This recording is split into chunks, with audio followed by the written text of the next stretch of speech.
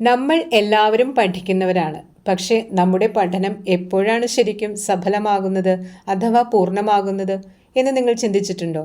പരീക്ഷയ്ക്ക് മാർക്ക് വാങ്ങുന്നതാണോ അതോ ജീവിതത്തിൽ ആ അറിവ് ഉപയോഗിക്കുന്നതാണോ യഥാർത്ഥ വിദ്യാഭ്യാസം?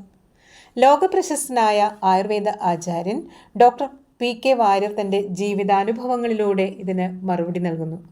വെറും പുസ്തക പുഴുക്കളാകാതെ അറിവിനെ എങ്ങനെ അനുഭവമാക്കി മാറ്റാമെന്ന് അദ്ദേഹം ഈ പാഠത്തിലൂടെ നമുക്ക് കാട്ടിത്തരുന്നു. 8ാം ക്ലാസ്സിലെ ഈ പ്രധാന പാഠഭാഗത്തെക്കുറിച്ചുള്ള എല്ലാ കാര്യങ്ങളും, അതായത് ആസ്വാദനക്കുറിപ്പ്, പ്രധാന ചോദ്യങ്ങൾ, ശീർഷകത്തിൻ്റെ പ്രാധാന്യം, പഠന പ്രവർത്തനങ്ങൾ എല്ലാം ഇന്നത്തെ വീഡിയോയിൽ നമ്മൾ ചർച്ച ചെയ്യുന്നുണ്ട്. വീഡിയോ മുഴുവനായി കാണുക. നമസ്കാരം. ലേൺ മലയാളം വിത്ത് ലവ് എന്ന മലയാളം ക്ലാസ്സിലേക്ക് 8ാം ക്ലാസ്സിലെ എല്ലാ പ്രിയപ്പെട്ട കുട്ടികളെയും സ്നേഹത്തോടെ സ്വാഗതം ചെയ്യുന്നു. ആശയം എന്താണ്? Doctor P K. വാര്യർ നേരത്തെ പറഞ്ഞു അല്ലേ, ലോകപ്രശസ്ത ആയുർവേദ ആചാര്യനാണ്. കോട്ടയ്ക്കൽ ആര്യവൈദ്യശാലയുടെ മുൻ മാനേജിംഗ് ട്രസ്റ്റി ആയിരുന്നു അദ്ദേഹം. അദ്ദേഹത്തിൻ്റെ സ്മൃതിപർവം എന്ന ആത്മകഥയിൽ നിന്നുള്ളതാണ് ഈ പാഠഭാഗം. വൈദ്യ പഠനത്തിലെ 3 ഘട്ടങ്ങൾ: 8 10, അതായത് 10 വർഷം നീളുന്ന ശാസ്ത്രപഠനം; കാട്ടിൽ 10, അടുത്ത 10 വർഷം ഔഷധച്ചെടികളെയും അവയുടെ ഗുണങ്ങളെയും കുറിച്ചുള്ള നേരിട്ടുള്ള പഠനമാണ്; നാട്ടിൽ 10, അതാണ് 3ാമത്തെ ഘട്ടം, 10 വർഷക്കാലം നാട്ടിലെ രോഗികളെ ചികിത്സിച്ചുള്ള പ്രായോഗിക പരിചയം. വൃദ്ധസേവയെക്കുറിച്ച് പറയുന്നുണ്ട്. എന്താണ് വൃദ്ധസേവ? അറിവ് പൂർണ്ണമാകാൻ മുതിർന്നവരുടെയോ ഗുരുനാഥന്മാരുടെയോ കീഴിലുള്ള പരിശീലനം, അതാണ് വൃദ്ധസേവ. അത് അത്യാവശ്യമാണെന്നാണ് ലേഖകൻ വ്യക്തമാക്കുന്നത്. മറ്റ് ജോലികൾക്കെന്നതുപോലെ, അതായത് വക്കീൽ പണിയിലോ കലയിലോ എന്നതുപോലെ ഒരു ഗുരുവിൻ്റെ കീഴിലുള്ള പഠനം വൈദ്യത്തിലും പ്രധാനമാണ്. കണ്ടും കേട്ടും അറിഞ്ഞും പ്രായോഗികമായി അനുഭവിച്ചും പഠിക്കുമ്പോഴാണ് വിദ്യാഭ്യാസം അർത്ഥവത്തായി മാറുന്നത്. പാഠഭാഗത്തെ പ്രധാന പദങ്ങളും അർത്ഥമൊന്നും നോക്കിയാലോ? പ്രമാണം എന്നാൽ അംഗീകരിക്കപ്പെട്ട നിയമം അല്ലെങ്കിൽ തത്വമാണ്. തയ്യാറെടുപ്പ്, ഒരു കാര്യത്തിന് വേണ്ടിയുള്ള ഒരുക്കം. ശാസ്ത്രഗ്രന്ഥങ്ങൾ എന്ന് പറഞ്ഞാൽ ഏടുകളാണ്, ശാസ്ത്ര സംബന്ധമായ അറിവുകൾ അടങ്ങിയ പുസ്തകങ്ങൾ. വിനിയോഗിക്കുക, ഉപയോഗപ്പെടുത്തുക അല്ലെങ്കിൽ ചെലവഴിക്കുക. പരിണാമം, മാറ്റം അല്ലെങ്കിൽ പരിവർത്തനം. മേൽനോട്ടം എന്ന് പറഞ്ഞാൽ ഒരാളുടെ ശ്രദ്ധയിലോ നിയന്ത്രണത്തിലോ ഉള്ള പ്രവർത്തനം എന്നാണ് അർത്ഥം.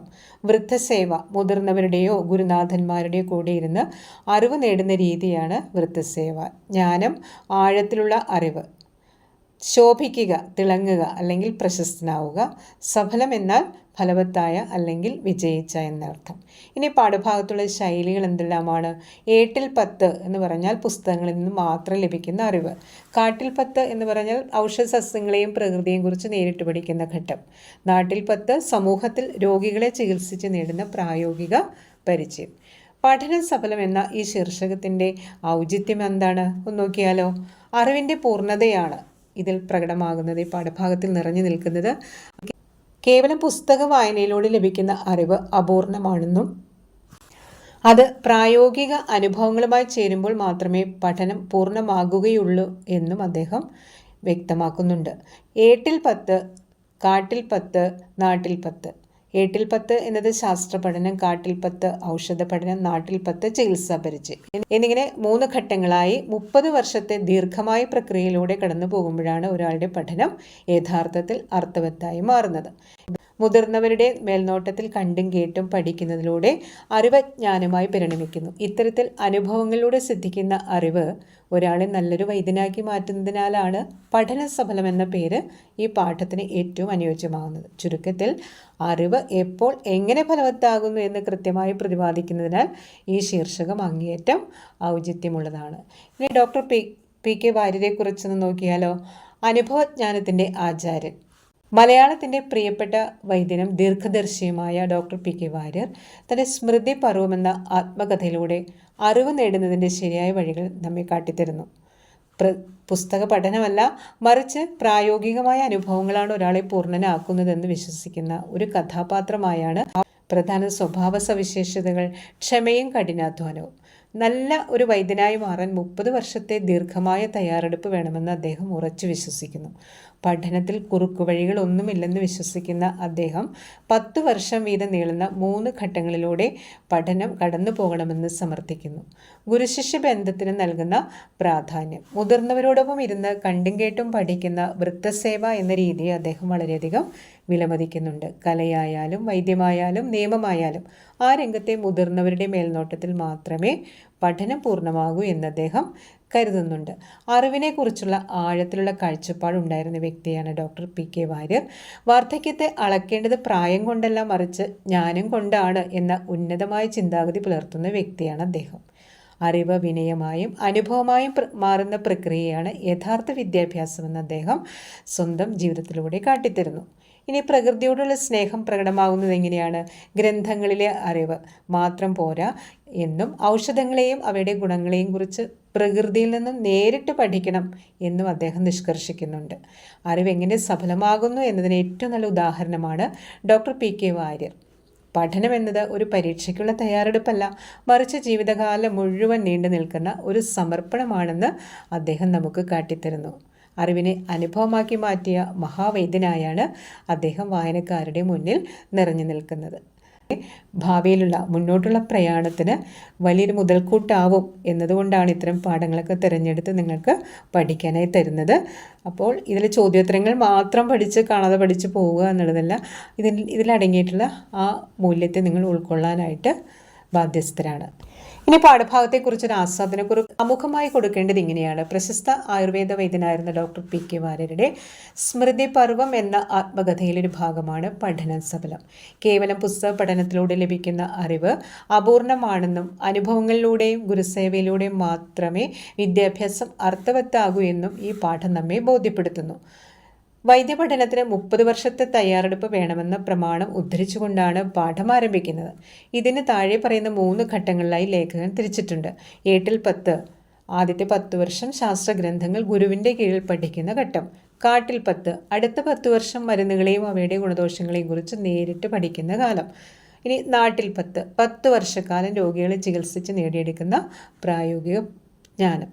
ഇനി വൃദ്ധസേവയുടെ പ്രസക്തിയെക്കുറിച്ച് വീണ്ടും ഞാൻ പറയുകയാണ്. നമ്മുടെ പാരമ്പര്യത്തിൽ വളരെ പ്രധാനമായി പറയുന്ന വൃദ്ധസേവയെക്കുറിച്ച് ലേഖകൻ വിശദമായി ചർച്ച ചെയ്യുന്നുണ്ട്. മുതിർന്നവരുടെ മേൽനോട്ടത്തിൽ അറിവ് ആർജിക്കുന്ന രീതിയാണത്. വൈദ്യശാസ്ത്രത്തിൽ മാത്രമല്ല, കവിത, അഭിനയം, കളരി, നിയമം തുടങ്ങിയ ഏത് മേഖലയിലായാലും മുതിർന്നവരോടൊപ്പം പ്രവർത്തിച്ചു പഠിക്കുന്നത് ഒരാളെ ആ രംഗത്ത് ശോഭിക്കാൻ സഹായിക്കുന്നു. ജ്ഞാനം ലഭിക്കുന്നത് പ്രായം കൊണ്ടല്ലെന്നും അനുഭവങ്ങൾ കൊണ്ടാണ് ഒരാൾ വിവേകിയാകുന്നതെന്നും ഈ ലേഖകൻ ഈ പാഠഭാഗത്തിലൂടെ സമർത്ഥിക്കുന്നുണ്ട്. ഇനി ഭാഷയും സ്നേഹവും എങ്ങനെയാണ് ഇതിൽ പ്രകടമാകുന്നത്? അറിവ് എപ്പോൾ പൂർണ്ണതയിലെത്തുന്നു എന്ന് വളരെ ലളിതമായ ശൈലിയിൽ ലേഖകൻ വിവരിക്കുന്നുണ്ട്. കണ്ടും കേട്ടും അറിഞ്ഞും അനുഭവിച്ചും പഠിക്കുമ്പോഴാണ് അറിവ് പൂർണ്ണതയിലെത്തുന്നത് എന്ന വരികൾ പാഠത്തിൻ്റെ ആത്മാവാണ്. പരീക്ഷകൾക്ക് വേണ്ടി മാത്രം പഠിക്കുന്ന ഇന്നത്തെ തലമുറയ്ക്ക് അറിവ് ജീവിതത്തോട് ചേർത്ത് വെച്ച് പിടിക്കേണ്ടതാണെന്ന വലിയ സന്ദേശമാണ് ഈ കുറിപ്പ് നൽകുന്നത്. പുസ്തകത്തിലെ അറിവുകൾ, അതായത് ഏട്ടിലെ പശു എന്നതുപോലെയാണ് പ്രായോഗിക ജീവിതത്തിലേക്ക് ആ അറിവുകൾ നമ്മൾ എടുക്കുമ്പോഴാണ് നമ്മുടെ ജീവിതം സഫലമാകുന്നത്, അല്ലെങ്കിൽ ജീവിതത്തെ സമ്പൂർണ്ണമാക്കാനായിട്ടുള്ള ആ അറിവുകൾ നമുക്ക് ഉപയോഗപ്രദമാക്കാൻ സാധിക്കുന്നത്. ജീവിത സാഹചര്യങ്ങളെ പ്രായോഗികമായി ഉപയോഗിക്കാൻ കഴിയുമ്പോഴാണ് വിദ്യാഭ്യാസം സഫലമാകുന്നത്. എങ്ങനെയുള്ള അറിവ്? പുസ്തകത്തിലെ അറിവുകൾ നമ്മൾ ജീവിതത്തിൽ, നമ്മുടെ നിത്യജീവിതത്തിൽ ഇതെപ്രകാരം വിനിയോഗിക്കാം എന്നത് നമ്മൾ കണ്ടെത്തേണ്ടിയിരിക്കുന്നു. വിദ്യാഭ്യാസം സഫലമാകണമെങ്കിൽ ഈ പ്രായോഗിക ജ്ഞാനം നമുക്ക് കൂടിയേ തീരൂ. അറിവ് വിനയമായും അനുഭവമായി മാറുന്ന പ്രക്രിയയാണ് യഥാർത്ഥ പഠനമെന്ന ഡോക്ടർ PK വാര്യർ തൻ്റെ ജീവിതാനുഭവങ്ങളിലൂടെ നമ്മെ ബോധ്യപ്പെടുത്തുന്നു. ഇനി ഒരു പ്രതികരണക്കുറിപ്പ് തയ്യാറാക്കാനാണ്. കണ്ടും കേട്ടും അറിഞ്ഞും അനുഭവിച്ചും പഠിക്കുമ്പോഴാണ് അറിവ് പൂർണ്ണതയിലെത്തുക എന്ന ആശയത്തോടുള്ള നിങ്ങളുടെ പ്രതികരണം കുറിക്കുക എന്നതാണ് ചോദ്യം. അതായത് പ്രതികരണക്കുറിപ്പ് തയ്യാറാക്കാൻ ഈ ചോദ്യത്തിന് ഉത്തരം ഞാൻ പറയുമ്പോഴും വീണ്ടും ആവർത്തന വിരസത ഒരുപക്ഷെ അനുഭവപ്പെട്ടേക്കാം. പക്ഷെ നിങ്ങളതിന്ന് എങ്ങനെയാണ് എഴുതേണ്ടതെന്നും കൂടി നിങ്ങൾ അറിഞ്ഞിരിക്കേണ്ടതുണ്ട്. അതുകൊണ്ട് ഞാൻ വായിച്ചു പോവുകയാണ്. എങ്ങനെയാണ് പ്രതികരണക്കുറിപ്പ്? അറിവ് സഫലമാകുന്ന വഴികൾ എന്നുള്ള ഒരു ഹെഡിങ്ങോടുകൂടി നമുക്ക് അതെഴുതി തുടങ്ങാം. ഡോക്ടർ PK വാര്യരുടെ സ്മൃതി പർവം എന്ന ആത്മകഥയിലെ പഠന സഫലം എന്ന ഭാഗം അറിവും അനുഭവം എങ്ങനെ സമന്വയിക്കണമെന്ന് നമ്മെ പഠിപ്പിക്കുന്നു. കേവലം പുസ്തക വായനയല്ല, മറിച്ച് പ്രായോഗികമായ പരിശീലനമാണ് ഒരാളെ പൂർണ്ണനാക്കുന്നത് എന്ന വലിയ സത്യമാണ് ഈ പാഠം പങ്കുവയ്ക്കുന്നത്. പ്രധാന ആശയത്തോടുള്ള പ്രതികരണം: അറിവിൻ്റെ 30 വർഷങ്ങൾ. ഒരു വൈദ്യനാവാൻ 30 വർഷത്തെ ദീർഘമായ തയ്യാറെടുപ്പ് വേണമെന്നത് പുതിയ കാലത്തെ വിദ്യാർത്ഥികൾക്ക് വലിയൊരു പാഠമാണ്. ഇതിനെ താഴെ പറയുന്ന 3 ഘട്ടങ്ങളായി ലേഖകൻ തിരിക്കുന്നുണ്ട്. 8-10 ശാസ്ത്രഗ്രന്ഥങ്ങൾ ഗുരുവിൻ്റെ കീഴിൽ പഠിക്കുന്ന 10 വർഷക്കാലം. ഇതിപ്പോൾ നിങ്ങൾക്ക് മനഃപ്പാഠമായിട്ടുണ്ട് അല്ലേ? കാട്ടിൽ 10 അടുത്ത 10 വർഷം ഔഷധങ്ങളെയും അവയുടെ സ്വഭാവത്തെയും കുറിച്ച് നേരിട്ട് പഠിക്കുക. അടുത്ത 10 വർഷം നാട്ടിലെ രോഗികളെ നേരിട്ട് ചികിത്സിച്ചും അനുഭവം സമ്പത്ത് നേടുക. വൃദ്ധസേവയുടെ പ്രസക്തി വീണ്ടും ഒരിക്കൽ കൂടി കേൾക്കാം. പാഠഭാഗം എല്ലാവർക്കും മനസ്സിലായി എന്ന് വിചാരിക്കുന്നു. അപ്പോൾ കൂട്ടുകാരെ, ഡോക്ടർ PK വാര്യരുടെ വാക്കുകളിൽ നിന്ന് ഒരു കാര്യം വ്യക്തമാണ്. എന്താ മനസ്സിലായത്?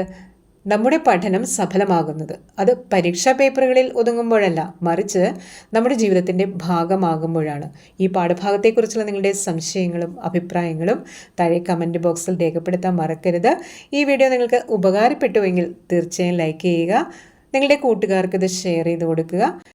ഈ ചാനൽ ഇപ്പോൾ തന്നെ നിങ്ങൾ സബ്സ്ക്രൈബ് ചെയ്യുക. ആ ബെല്ലൈക്കൺ ഒന്നുകൂടി എനേബിൾ ചെയ്താൽ മതി. ഞാൻ എഴുതുന്ന വീഡിയോകൾ അപ്പോൾ നിങ്ങളുടെ മുന്നിലെത്തുന്നതായിരിക്കും. നന്നായി പഠിക്കുക, അറിവിനെ അനുഭവമാക്കി മാറ്റുക. അടുത്ത വീഡിയോയിൽ മറ്റൊരു പ്രധാന പാഠഭാഗവുമായി നമുക്ക് വീണ്ടും കാണാം. നന്ദി, നമസ്കാരം.